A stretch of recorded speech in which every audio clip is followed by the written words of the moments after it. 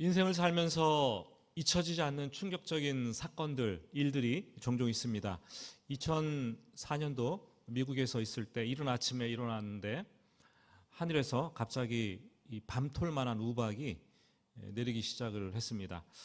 작았지만 아주 단단한 얼음 알갱이였고 높은 하늘에서 떨어지다 보니까 이게 가속도가 붙어서 떨어지면 그 위력이 엄청났습니다. 만약에 시간이 길어진다면 수목이 죽을 수 있었고 장시간이라면 사람이 죽을 수도 있고 우박이 떨어진 자동차들, 그 철판들은 마치 이렇게 엠보싱처럼 휴지 조각처럼 그렇게 변해버린 것을 보았습니다. 하늘에서 잠시 우박만 떨어져도 우리는 충격적인 사건으로 받아들입니다. 그런데 하늘에서 유황과 이 불이 이 비처럼 되어서 떨어지고 땅의 모든 사람들과 모든 수목들이 다 불타버리고 잿더미가 되는 현장을 경험한다면 그 충격은 가히 상상을 초월하리라 생각이 됩니다. 해가 떠오르자 유황과 불이 비처럼 쏟아지는데 유황이 불을 만나면 서로 뒤엉겨서 폭발하면서 굉음을 냅니다. 역겨운 냄새가 나고 독성을 가진 아황산 가스가 분출되기 시작합니다. 성경에서 유황불은 이 꺼지지 않는 지옥을 나타낼 때 심판의 불로 묘사가 되지요. 순식간에 도시가 다 타버리고 화염에 휩싸이고 연기와 잿더미로 변했습니다. 유독 가스를 마신 사람들은 비명을 지르면서 질식사하고 죽어가기 시작합니다. 아비규환의 현장이 따로 없지요. 다행히 이런 상황에서 조카 롯과 그의 가정은 아브라함의 삼촌 아브라함의 중보기도 덕분에, 기도 덕분에 무사히 소돔을 탈출합니다. 그런데 한 20분, 30분이 지났을까요? 롯의 가정의 아내가 하나님의 말씀을 어기고 그만 뒤를 돌아보다가 소금 기둥으로 빳빳하게 굳어버리는 그런 충격적인 또 사건을 경험하게 됩니다. 그 현장에 있었던 남편이었던 롯, 그리고 두 딸이었던 그 자매들, 그 현장을 바라보면서 얼마나 충격을 받았을까. 경험해보지 않았으면 가히 상상조차 힘들 것 같습니다. 그 이후로 롯의 가정은 어떻게 되었을까요? 여러분, 누구에게나 어느 가정이나 인생을 살다 보면은 정말 충격적인 사건, 시간이 지나는데도 도무지 잊어버릴 수 없는 그 기억들이 있게 마련입니다. 여러분들은 그것을 어떻게 극복하십니까? 혹시 아직도 그것을 추억하고 기억하면서 고통에 매여 있는 분들이, 가정들이 계십니까? 오늘 말씀은 회복의 단서가 되는 말씀이에요. 오늘 말씀을 붙드시기를 바랍니다. 30절 말씀을 보실까요? 롯이 소알에 거주하기를 두려워하여 두 딸과 함께 소알에서 나와 산에 올라가 거주하되 그 두 딸과 함께 굴에 거주하였더니. 두 딸을 데리고 소돔을 빠져나온 롯은 가깝고 그리고 작은 도시 소알로 피했습니다. 하지만 소알로 들어가서 거주하다 보니 두려웠어요. 이 소알은 크기가 작았지 소돔과 똑같이 타락한 도시였는데 이곳에도 유황불비가 떨어지지 않을까 염려가 되기 시작을 합니다. 그래서 하나님께서 처음에 소돔에 있을 때 도망하라고 말씀하신 산으로 도망을 합니다. 롯이 소알을 선택한 까닭도 두려움 때문이었는데 롯이 소알에서 산으로 옮겨간 까닭도 두려움 때문이었어요. 여러분, 하나님을 제대로 믿지 못하면 어디를 가나 무엇을 하든지 두려움이 찾아옵니다. 하나님이 없는 인생은 그냥 두려움 그 자체예요. 두려움 자체. 다시 소알에서 산으로 올라갔지만 하나님 말씀에 믿음으로 순종해서 산으로 간 것이 아니라 두려움 때문에 소알로 갔다가 두려움 때문에 어쩔 수 없이 다시 산으로 올라가게 된 것이죠. 여러분, 여러분을 움직이는 동력이 무엇입니까? 두려움입니까? 두려움 때문에 하는 사람들이 있어요. 혼날까 봐 하는 사람들이 있어요. 저는 여러분들을 움직이는 동력이 하나님 말씀이기를 예수님의 이름으로 축복합니다. 믿음이기를 축복합니다. 하나님은 우리가 똑같은 일을 해도 어떠한 동기를 가지고 했느냐에 따라서 다르게 보시죠. 심지어 우리가 한 일이 하나님 말씀대로 했어요. 그리고 하나님께 큰 영광이 되었어요. 그리고 좋은 결과를 얻었어요. 그래도 그 마음의 동기가 나쁘다면 하나님은 기뻐하지 않습니다. 하나님은 싫어하시는 거죠. 그 예가 있잖아요. 모세가 광야에서 목말라 하는 백성들에게 물을 주기 위해서 하나님 말씀대로 반석을 쳐서 물을 내게 했어요. 그냥 향해서 물을 내라 외치면 되는데 반석을 치는 이 묘기를 선보인 거죠. 딱 백성들이 눈에 각인되는 순간이죠. 그게 물이 펑펑 쏟아져 나왔습니다. 모든 백성이 해가를 하고 하나님께 영광을 돌리고 그야말로 축제의 도가니였어요. 그런데 하나님은 모세 마음속에 있는 나쁜 동기, 교만함, 자만심, 자기를 드러내려고 하는 그 동기를 아시고 가나안 땅을 금단의 구역으로 지정해버렸습니다. 가슴 아픈 일이었어요. 여러분, 두려움이나 인간적인 생각을 가지고 선택한 일은 처음에 잘 되는 것 같지만 갈수록 위기를 만나게 됩니다. 갈수록 두려움이 커지게 됩니다. 기도하면서 하나님 말씀을 붙잡고 한 일들은, 선택한 것들은 갈수록 위기를 막아냅니다. 갈수록 하나님 말씀에 순종했기 때문에 담대함이 생깁니다. 혹 잠깐 안 되더라도 담대함을 가지고, 왜요? 하나님께서 책임져 주시리라 믿기 때문에. 저는 저와 여러분의 삶을 움직이는 것이 두려움이 아니라 하나님의 말씀 되기를 다시 한번 축복합니다. 이 롯과 두 딸은 산으로 올라가서 동굴 속으로 숨어갑니다. 원시적인 천연 동굴이었죠. 지금도 팔레스타인 지역, 특히 사해가 있는 소돔 근처에 있었던 사해 지역 가보면 천연 동굴이 꽤 많아요. 거기를 동굴을 피난처로 삼기도 했고 때로는 무덤으로 만들기도 했고 가축 우리로 사용하기도 했고, 종류에 따라서. 예수님 시대에는 수도사들이 큰 동굴에 집단적으로 수십 명씩 거주하면서 금욕 생활을 했던 기록도 있습니다. 하지만 지금 롯과 두 딸은 두려움 때문에, 불안해서, 상처 때문에 동굴로 숨어 들어갑니다. 유황굴비가 떨어지는 아비규환의 순간을 생각할 때마다 두려운 거죠.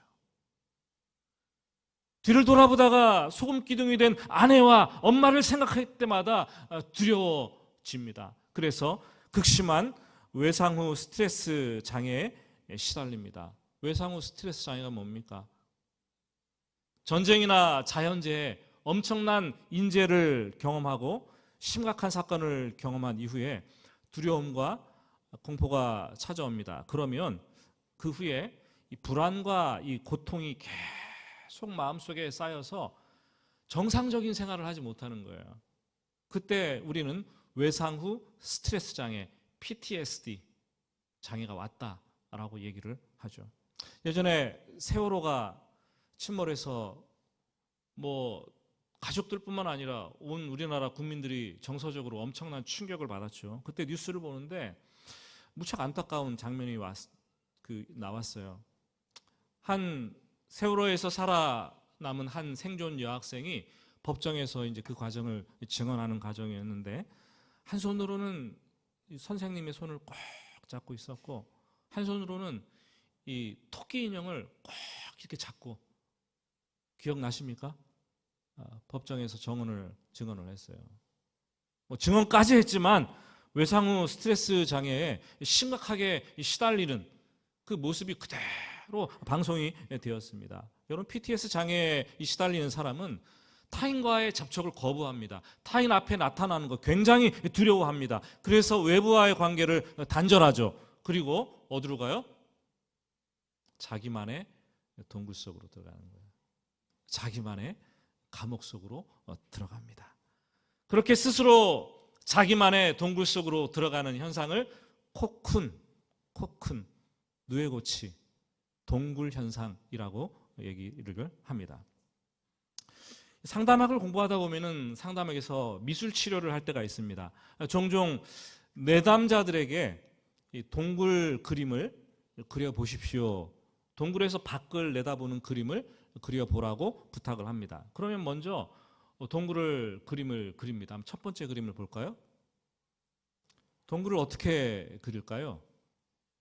동그랗게 이렇게. 누구나 다 동굴이니까 동그랗게 그리겠죠. 어떤 사람은 근데 크게 그리고 어떤 사람은 아주 작게 그립니다. 그려진 이 동굴 크기에 따라서 바깥 세상에 대한 관심의 크기가 얼마인지를 측정을 할 수가 있는 거예요. 크게 그리면 마음이 많이 열렸구나. 작게 그리면 동굴에서 밖을 보기 싫어하는구나. 대충 느낄 수 있는 거죠. 그리고 타원 안에 그려진 타원 안에 동굴 안에서 바라본 바깥 세상의 풍경을 그려보라고 합니다.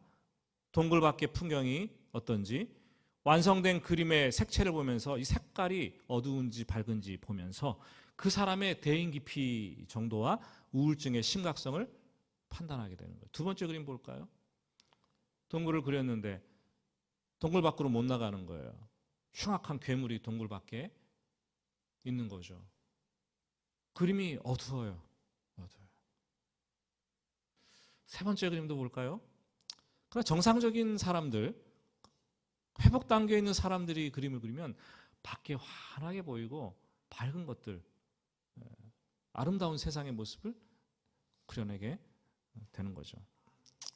자, 지금 우리 주변에는 의외로 자기만의 동굴로 들어가서 은둔하는 사람들이 상당히 많이 있습니다. 그래서 대인을 기피하고 우울증에 빠져 있죠. 동굴 밖으로 나가는 게 두려운 거예요. 여러분의 배우자 중에서 그런 분들도 계시잖아요.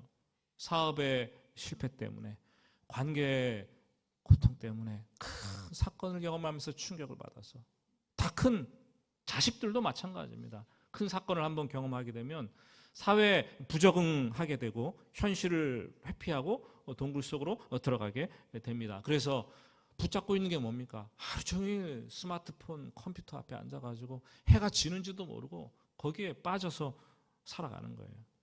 시간이 지나면 지날수록 동굴 안의 삶은 무기력하게 변하게 되고 밝은 태양을 볼 수 없으니까 어둠 속에서 결핍이 찾아오기 시작합니다. 몸도 쇠약해지고 정신적으로 피폐해지고 올바른 생각할 수 없고 건강한 판단을 내릴 수 없는 상태로 바뀌게 됩니다. 여러분, 충격적인 큰 사건을 경험하진 않았더라도 어느 날 부부가 부부싸움을 조금 심하게 다투었거나 무슨 안 좋은 일이 생기면 부부 중에 한 명이 심심치 않게 동굴 속으로 들어가시는 분들이 있어요. 그 동굴이 어디인지는 모르겠지만 들어갑니다. 아무튼 내가 받은 상처 때문에 아프고 힘든데 내 것을 좀 얼른 꺼내놓고 치료받을 만한 대상, 치료해줄 만한 대상이 있어야 되는데 그런 사람이 보이지 않고 여기에 있다간 더 상처받을 것 같으면 그냥 동굴 속으로 들어가는 거예요. 인간은 자기가 그때 동굴 속으로 들어가서 쉬려고 하는 이 본성이 있어요. 보니까 이 남편들이 동굴에 아내보다 더 잘 들어간대요. 그때 대처하는 세 가지 아내의 유형이 있다고 얘기합니다. 첫 번째는 아예 남편이 못 나오도록 공구리를 친대요. 그래야 버르장머리를 고친다는 거죠. 다시는 안 들어가도록. 둘째는 어디서 쇠꼬챙이를 가져와가지고 찌르면서 야 나와, 너 빨리 나와. 지금 네가 나를 무시해? 나랑 빨리 대화하자고. 쇠꼬챙이로 자꾸 찌르면서 나오라고. 그러면 남편 어떻게 됩니까? 더 깊고 어두운 동굴 속으로 들어가는 거예요. 여러분의 유형은 어떤 유형인가요? 세 번째 유형이 있어요. 중요한데 이 동굴 속에 들어간 남편을, 배우자를 기다려주는 거죠. 자기의 스스로 마음이 풀려지고 문제가 해결되고 자기 내면 세계를 들여다보면서 자기 혼자만의 시간, 그 시간이 필요한 것을 깨닫고 기다려주는 거예요. 특히 그리스도인들은 침잠한 가운데 동굴로 들어갔을 때 자기 내면 세계를 들여다보는 시간이 필요합니다. 들여다보는 데서 그치는 것이 아니라 그게 기도가 돼야 돼요. 그래서 기도하면서 영적인 씨름을 해내고 결국은 하나님을 만나야 되고 하나님께서 말씀하시는 것을 귀로 들어야 됐죠. 그래야지 회복이 찾아옵니다. 그때까지 내버려두고 좀 기다려주고 함께 기도하면서 기다려줄 수 있다면 참 좋은 배우자예요. 공구리 치시겠어요? 쇠꼬챙이 찾으시겠어요? 기다리시기 바랍니다. 열왕기상 19장을 보면 그 위대한 선지자 엘리야, 내일 이맘때 내가 너를 반드시 죽일 거야. 그 이세벨 왕비의 서슬푸른 협박 한마디를 듣고 두려움에 휩싸입니다. 그래서 탈진과 영적 침체가 찾아오고 광야로 나가서 잠수를 타죠. 광야로 갔다가 결국 어디로 갑니까? 들어간 것이 산에, 호렙산의 동굴이었어요. 동굴 속으로 들어갔습니다. 그렇지만 엘리야가 동굴 속에서 참 잘했던 것이 하나 있다면 정신이 조금 돌아오니까 기력을 회복하니까 하나님을 찾고 하나님께 기도하면서 하나님께 매달렸다는 거예요. 그리고 회복력을 얻어서 동굴 밖으로 나와서 다시 씩씩하게 일상으로 돌아가서 주어진 사명을 감당하게 되는 것을 보게 됩니다. 여러분, 오늘 말씀을 들으면서 동굴 속에 내가 여전히 머물러 있다, 너무 동굴 속에 있어서 고통스럽다라고 생각되는 분 계십니까? 지금 교회로 와서 이 자리에 앉아 있어도 자기만의 동굴 속에 갇힌 분들이 계세요. 아무렇지도 않게 예배드리는 것 같지만 그 영혼은, 마음은 동굴 속에 갇힌 분들이 많이 있습니다. 여러분, 근데 괜찮습니다. 캄캄한 동굴 안에도 하나님이 계십니다. 동굴에서 내면 세계를 들여다보십시오. 동굴에서 기도의 줄을 붙드십시오. 그 동굴에서 하나님을 기다리십시오. 그러면 언젠가 때가 되면 하나님께서 따뜻한 손길로 나를 만지실 것입니다. 주변인들은 그 동굴에 들어간 사람이 꼭꼭 잠겨진 마음의 빗장을 풀고 나올 때까지 열린 마음으로 기다리면서 함께 해주는 것이 필요하겠죠. 이 안타깝게도 롯과 두 딸은 동굴 생활에 실패를 하게 됩니다. 왜요? 기도하지 않았기 때문에, 하나님을 찾지 않았기 때문에. 이 성경을 창세기를 보면 노아가 방주 안에서 있다가 밖으로 나왔을 때 제일 먼저 하나님께 단을 쌓았습니다. 아브라함도 간 곳마다 단을 쌓고 하나님의 이름 여호와, 하나님의 이름을 불렀습니다. 어떨 때에는 어려울 때마다 아침에 일찍 일어났습니다. 여러분, 단을 쌓았다는 것은 예배를 드렸다는 것이고, 그리고 여호와의 이름을 불렀다는 것은 기도를 했다는 것이고, 새벽에 일찍 일어났다는 것은 새벽 기도 생활을 했다는 것이겠죠. 여러분, 롯과 두 딸이 불구덩이 속에서 구원받았다면, 거기서 탈출했다면 소알이라는 도시에 가서 제일 먼저 뭘 해야 됐겠습니까, 여러분? 예? 기도를 해야겠죠. 단을 쌓아야겠죠. 동굴 속에 들어가서 뭐를 해야겠습니까, 여러분? 기도를 해야겠죠. 하나님을 만나야겠죠. 롯의 동굴이 예배의 동굴이요, 말씀의 동굴이요, 기도의 동굴이요, 새벽 기도의 동굴이요, 영적 씨름의 동굴이 되어야 했습니다. 그런데 롯과 롯의 두 딸은 이 일에 실패를 했어요. 동굴에 들어가는 거 괜찮아요. 그럴 수 있어요. 저도 여러분도 다 그럴 수 있어요. 그러나 거기서 무엇을 하느냐가 우리의 미래를 결정하는 거예요. 우리의 신앙을 결정하는 거예요. 동굴 생활에 실패하니까 어떤 일들이 그 가정에 펼쳐집니까? 31절부터 35절까지는 동굴에서 있었던 사건을 기록하고 있습니다. 이 큰딸과 작은딸 두 딸이 모의를 하고 연속 이틀 동안 밤에 아버지와 함께 셋이서 술을 퍼마십니다. 아버지가 인사불성이 되도록 술을 퍼마시게 하고 오늘 말씀 동침을 하는 거죠. 아버지를 아버지로 보지 않고 사내 남자로 인식하고 동침을 합니다. 그들이 이렇게 결단을 했어요. 이 땅에 우리의 배필될 사람이 없으니 아버지에게 술을 마시고 우리가 들어가 동침하여 후손을 잇게 하자. 부당한 행위를 위한 명분일 뿐이죠. 뭐 온 세상의 남자들이 다 죽었습니까? 소알의 남자들도 아직 있었고, 좀 멀지만 100km 떨어진 헤브론이라는 도시에 아브라함 집안의 남자들도 있었을 것이고, 인간적인 생각을 가지고 조급해 했습니다. 제가 우리 청년들에게 부탁하고 싶은 말씀이 있어요. 여러분, 결혼에 대해서, 가정에 대해서, 인생의 미래에 대해서 너무 조바심을 갖지 마시기 바랍니다. 때가 되면 하나님께서 작정해 놓으신 누군가를 내 앞에 보여주시게 되어 있어요. 나타나게 되어 있어요. 가정도 꾸리게 되어 있어요. 때를 못 기다려서 인간적인 방법과 수단으로 자꾸 어떻게 해보려고 만남을 하다가 실패하고 낭패를 보는 것이고, 겪지 않아도 될 고통을 겪고 돌아가는 인생을 살 수가 있는 거예요. 하나님을 기다리십시오. 하나님을 신뢰하십시오. 말씀을 읽다가 궁금했어요. 아니, 동굴 속에 들어갔는데 어떻게 동굴에 살던 두 딸이 도대체 술을 어디에서 구했나? 안 궁금하세요, 여러분? 궁금한 거예요. 생각이 드는 게, 첫 번째는 소돔을 탈출할 때 이 두 딸이 자기들이 사랑하는 최애주 술을 한 병씩 들고 나온 것은 아닌가? 근데 그건 불가능할 것 같아요. 유황과 불비가 떨어지는 그날 아침에 정신없이 나왔는데 어떻게 술병을 들고 나오겠습니까? 32절 말씀 보면은 술을 히브리어로 야인이라고 쓰고 있습니다. 야인. 영어로 와인하고 비슷하죠? 포도주라는 말이었어요. 동굴에 살면서 나쁜 계획을 세우고 평소에 이 산포도를 따서 의도적으로 오랜 시간 발효시키고 숙성시켜서 술을 만든 것이라고 생각됩니다.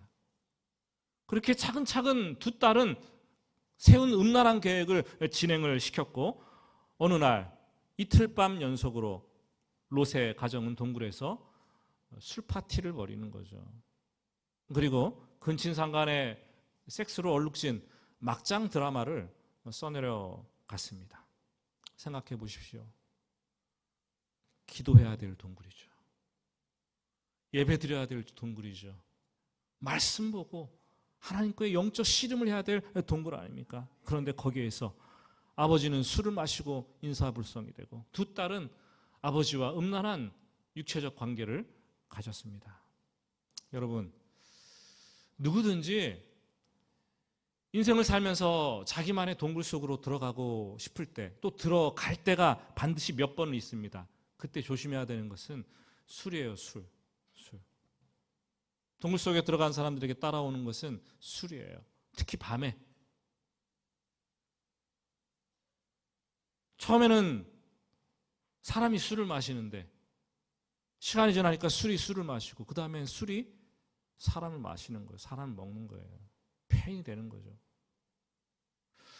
또한 동굴 속에 있는 시간이 점점 길어지면 의도치 않게 이 성적 문제나 이 불륜 속으로 빠져들기 쉽습니다. 잘 보셔야 돼요. 동굴에 안 들어가면 좋겠지만, 여러분, 동굴에 들어갔다면 깨어 있어야 됩니다. 거기서 하나님을 찾아야 됩니다. 거기서 하나님께 무릎을 꿇어야 됩니다. 그래야 인생의 미래가 있는 거예요. 그렇지 않고서는 답이 없어요. 왜 롯의 두 딸이 이토록 심각한 부도덕과 정말 범죄의 수렁 속으로 깊이 빠져들었다고 생각이 됩니까? 심리학자들은 그렇게 말할 거예요. 외상후 스트레스 장애 때문에. 물론 그렇게 해석할 수도 있을 거예요. 그런데 우리 영적으로 문제를 해석을 해야 돼요. 한 가정의 가장이자 한 가정의 제사장이었던 아버지 롯에게 영적 리더십, 영적 문제가 있었기 때문이죠. 24년 전에 소유가 많아졌을 때 아브라함과 같이 있다가 삼촌 아브라함을 떠나게 됩니다. 다툼 때문에 떠나게 되죠. 그때 안목의 정욕에 사로잡혀서 타락하고 음란하고 사악한 도시였던 소돔의 실체를 보지 못하고 세상의 성공과 이 출세에 눈이 멀어서 온 가족을 다 이끌고 사악한 소돔 구렁텅이 속으로 들어가는 거예요. 그럼 잘 결정하셔야 됩니다. 이사를 할 때 아버지들, 어머니들 잘 결정하시기 바랍니다. 교회를 결정할 때도 마찬가지고 진로를 결정할 때도 마찬가지고 우리는 그냥 단순히 선택하는 것 같지만 거기가 영적인 일이 달린 문제예요. 미래가 달린 문제예요. 삶이 어떻게 펼쳐질지 모른다라는 거죠. 세상의 가치 기준이 아니라 정말 하나님께서 주신 관점, 하나님 말씀 붙잡고 정확하게 파악하고 정확하게 진단하면서 바라볼 수 있는 눈, 영적 천리안이죠. 영적 천리안을 가지고 행해야겠죠. 두 번째, 소돔에 들어가 살았는데 그때 롯의 가정은 예기치 않게 고대 중동 전쟁에 휘말리게 됩니다. 엘라만 그돌라오멜이 이끄는 연합군이 승리해서 이 소돔의 주민들을 다 끌고 포로로 잡아 쫙 멀리 가는 거예요. 유프라테스 강 쪽으로 가는 거예요. 그때 롯과 롯의 아내와 두 딸이 끌려가면서 전리품, 여자 노예 아닙니까? 얼마나 곤욕을 당하고 공고한 시간을 보내면서 어려웠을까요? 치욕스러운 시간이었겠죠. 아브라함이 신속하게 구출해 주지 않았다면 그들의 운명은 완전히 나락으로 떨어졌을 거예요. 그리고 시간이 지나서 두 천사가 소돔을 심판하러 방문했을 때 동성애에 빠진 소돔의 모든 노소 남자들, 늙은이, 젊은이 다 동성애에 물들어서 집단 폭행을 하려고 이성을 잃고 소란을 일으켰습니다. 그때 아버지 롯은 긴박한 상황이 닥쳤잖아요. 문에 기대어서 열지 못하도록 기대어서 대신 내 딸을 주겠어. 내 딸을 줄 테니, 두 딸을 줄 테니 너희들 마음대로 데려가서 마음대로 하세요. 물론 천사의 도움으로 그런 일은 없었지만 그때 아버지의 모습을 본 두 딸의 이 마음, 두 딸의 고통, 두 딸의 두려움은 어떠했을까요, 여러분? 문 하나만 열면 인생 끝나는 거 아니겠습니까, 여러분? 여러분, 자녀들은 부모들이 마음대로 할 수 있는 물건이 아닙니다.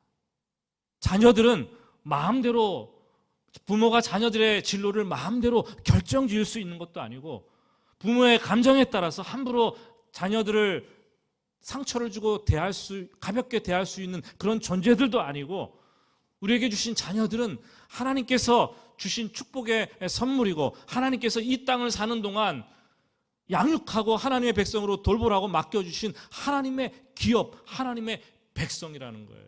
우리가 이것을 잃으면 내 마음대로 처분하고 내 마음대로 다 하고 내 마음대로 결정하려고 하는 그런 욕심이 생겨나게 되죠. 말씀을 맺으면서 36절부터 38절을 보시면 동굴에서 임신한 결과 어떻게 되었는가 말을 해주고 있는데요. 시간이 지나니까 두 딸이 동시에 배가 이렇게 불러옵니다. 동굴에서 지금 몇 사람이 살았어요? 3사람이 살았어요. 지금 롯이 보니까 두 딸이 배가 불러오는 건데 이게 누구 애를 임신한 거예요? 뻔하잖아요. 롯이 두 딸이 임신한 그 아이들이 자기 아들이라는 사실을 알았을 때 어떻게 했을까요? 가슴을 치면서 통곡하고 하나님께 회개하고 무릎 꿇었을까요? 아닙니다. 아니에요. 큰 딸은 아들을 낳고 모압이라 불렀고 작은 딸은 아들을 낳고 베남이라 불렀는데 모압의 이름은 내 아버지로부터 라는 뜻이고 베나미의 의미는 내 아버지의 아들. 누가 이름을 지어줬겠습니까? 롯이 자기 두 딸이 낳은 아들을 안고 얼마나 기뻐하며 즐거워하고 좋아했을까요? 그런데 이 롯은 동굴 생활을 끝으로 더 이상 성경에 기록되어 있지 않습니다. 그리고 이 롯의 후손들은 각각 모압 족속과 암몬 족속이 되어서 이 두 부족이 끊임없이 하나님의 백성 이스라엘을 괴롭히는 그런 장면이 구약 성경에 나옵니다. 모압 족속은 이스라엘이 광야에 있을 때 미인계를 써서 바알볼로 남자들을 초대해서 성적 음란에 빠지게 만들어 하나님께 징계를 받게 하는 일을 하고, 암몬 족속은 어린아이들을 산채로 불태워버리는 몰렉신을 섬기는데 이스라엘 백성들이 가나안 땅에 들어왔을 때 그것을 답습하도록 전수를 해줍니다. 하나님은 그래서 모압 족속과 암몬 족속을 영원히 여호와의 총회에 들어오지 못하게 하라 명령을 내리십니다. 그들은 더 이상 하나님을 찾지도 않았고 하나님의 백성들을 대적하다가 영원히 저주를 받는 그런 백성으로 전락하게 되는 것을 봅니다. 사랑하는 여러분, 우리가 롯처럼 당장 눈앞에 보이는 이 안목의 정욕, 이생의 정욕을 따라간다면, 우리가 롯의 두 딸처럼 당장 감각적으로 느껴지는 육체의 정욕을 따라간다면 우리는 결국 실패할 수밖에 없어요. 롯의 가정이 그렇게 하다 보니까 소돔으로 갔고, 소돔에서 소알로 갔고, 소알에서 산으로 갔고, 산의 동굴 속으로 들어갔는데 거기서 비참한 일을 경험하지 않았습니까? 그리고 가정과 다음 세대가 완전히 초토화됐어요. 초토화됐습니다. 여러분, 우리 아브라함처럼, 우리는 롯처럼, 롯의 가정처럼 때로 실패하고 넘어질 때가 있어요. 그러나 순간순간 하나님 말씀 붙잡고 믿음으로 길을 걸어간 이 아브라함과 아브라함의 후손들, 롯과 롯의 후손들과 얼마나 대조적입니까? 우리 앞에 사망의 길이 놓여 있고, 우리 앞에 생명의 길이 놓여 있고, 우리 앞에 저주의 길이 놓여 있고, 우리 앞에 축복의 길이 놓여져 있습니다. 여러분, 새롭게 펼쳐지는 2월 이번 한 주간도 롯과 롯의 가정을 하나님은 반면교사로 삼으라고 말씀하십니다. 그리고 하나님의 말씀을 최고 우선 가치로 두고 생각하고 판단하고 선택하고 결정하며 살아가라고 말씀하십니다. 하나님은 그 인생을 책임져 주실 것입니다. 우리 같이 찬양하고 기도하겠습니다.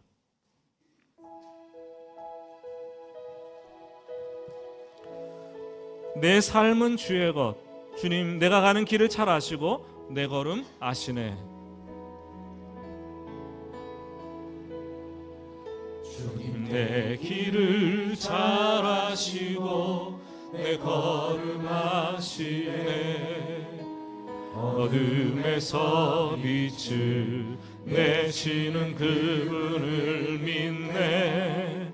무엇으로 주를 섬길지 어디로 가야 할지 헤매이는 나를 아시고 길을 여시네. 내 삶은 주의 것, 내 삶은 주의 것, 내 삶은 주의 것, 온전한 신뢰를 주께 드리네.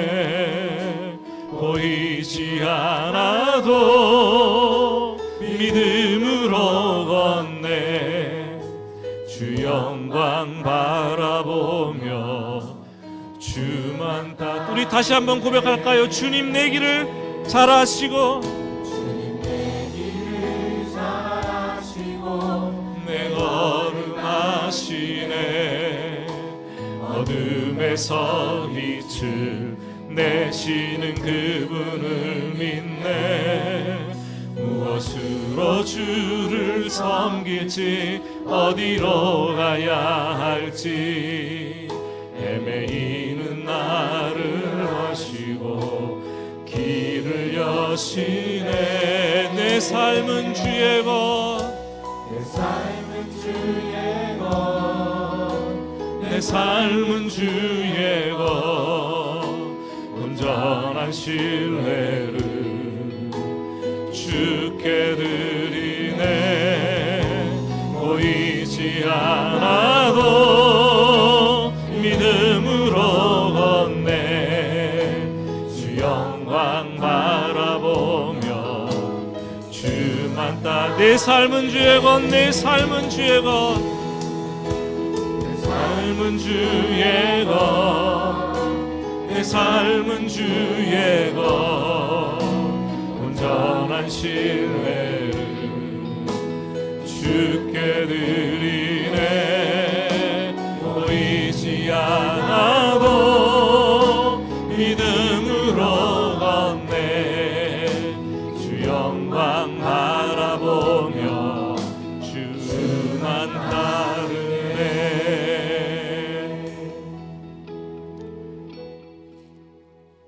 기도합니다. 기도할 때에 롯의 두 딸처럼 본능적으로 감각적으로 악한 길을 우리는 원해요. 육체의 정욕을 따르고 안모에게 정욕을 따르고 이생의 자랑거리가 되는 것을 사모합니다. 그래도 알량한 그리스도인이라고 그것을 또 포장하는 법을 우리는 압니다. 하나님, 그러나 하나님은 중심을 보시고 내 마음의 동기까지 꿰뚫어 보시는 분이 아니십니까? 하나님은 우리의 인간적인 생각, 정욕 하나님 보시고 제하여 주시고 우리의 영혼이 하나님의 말씀을 최고 우선 가치로 두고 살아가게 하시고 내 안에 작은 소돔의 사고방식과 삶의 방식이 있다면 하나님 과감하게 돌이킬 수 있는 이 담대함과 용기, 믿음을, 말씀을 허락하여 주시옵소서. 기도합시다. 그리고 우리 중에 여러분의 가족 중에 동굴 속에 들어가 있는 성도님들이 계십니까? 대인을 기피하고 상처를 부둥켜 알면서 암울한 미래를 그려가고 있는 분들이 계십니까? 기도의 동굴이요, 말씀의 동굴이요, 예배의 동굴입니다. 그 자리는 그런 동굴이어야 되는 거예요. 그러면 하나님께서 은혜 주실 때 우리는 손 붙잡고 일어나서 회복하고 다시 일상을 살아내고 담대하게 주님의 일을 감당할 수 있는 거예요. 여러분, 동굴 속에 너무 오래 머물러 있지 맙시다. 아니, 동굴이 정말로 하나님을 만나고 하나님을 깊이 체험하는 그런 동굴 되게 해달라고 기도합시다. 우리 같이 합심해서 기도하겠습니다. 하나님 아버지, 오늘 말씀을 들으면서 참으로 우리의 연약한 본성과 아버지 하는 마음을 되돌아봅니다. 아버지 하는 우리의 마음이 너무나 악하고 추악하여서 아버지 하는 육체적인 정욕을 따라갈 때가 너무나 많이 있습니다. 제어할 수 없어서 넘어질 때가 있고 아버지 우리가 보는 안목이 참으로 정욕적이고 세상적이고 아버지 하나님이여 사탄적인 거라서 그 정욕을 따라갈 때가 있고 이 세계에서 자랑하는 세상 모든 사람들이 부러워하고 자랑하는 것들을 우리 것으로 삼기 위해서 그 길을 선택하여 갈 때가 있습니다. 하나님, 우리가 그 길을 하나님의 말씀으로 분별할 수 있는 분별력을 더하여 주시기를 하나님 간절히 원합니다. 하나님, 우리가 잘못된 길이라고 할 때 하나님 말씀하여 주시고 깨닫는 시각을, 분별력을 더하여 주셔서 아버지 하나님, 하나님께서 원하시는 길을 선택하여 갈 수 있도록 도와주시고 우리뿐만 아니라 우리의 가정과 우리의 자녀들이 가는 길도 우리가 분별하여서 제시하고 가르쳐주고 이끌어갈 수 있도록 하나님 도와주시옵소서. 가장인 내가, 부모인 내가 아버지 잘못 선택하고 아버지 하나님 세상의 길로 가서 우리의 자녀들이 아버지 하나님 우리의 가정이 수렁으로 빠지고 세상에서 고통받고 있는 것은 아닙니까? 하나님 아버지, 잘못된 길로 갔다면 과감하게 아버지 하나님 돌아갈 수 있도록 하나님 도와주시옵소서. 오늘도 아버지 하나님 자기만의 동굴 속에서 힘들어하고 고통받으며 아버지 아파하는 영혼들이 있다면 하나님 그들을 찾아가 주시기를 원합니다.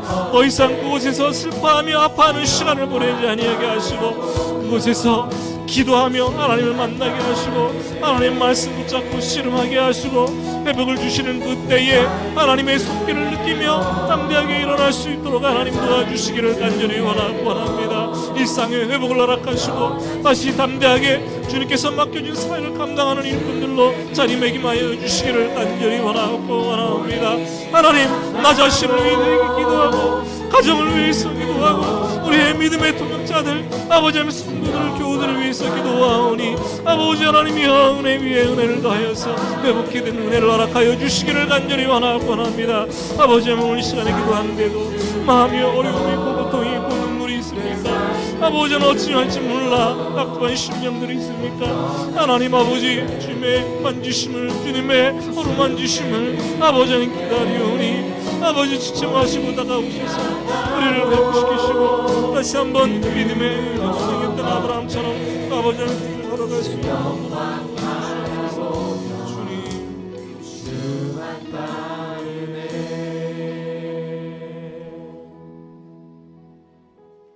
하나님, 인생의 길을 가다가 때로 넘어집니다. 신앙생활을 하다가 때로 좌초합니다. 어디로 가야 될지 어떻게 해야 될지 몰라서 자기만의 동굴 속으로 들어가 있을 때 주님, 그 장소가 기도의 동굴이요, 예배의 동굴이요, 말씀의 동굴이요, 새벽 기도의 동굴이요, 영적 씨름의 동굴이 되게 하시고, 하나님께서 손 내밀고 어루만지실 때, 하나님께서 은혜 베푸실 때 다시 회복되게 하시고 다시 일상으로 돌아가게 하시며 다시 주님의 일을 넉넉하게 감당할 수 있도록 힘을 더하여 주시옵소서. 오늘도 우리의 간구를 들으시고 응답하신 하나님, 우리가 기다립니다. 주님의 때에 역사하여 주시옵소서. 예수님의 이름으로 기도드립니다. 아멘.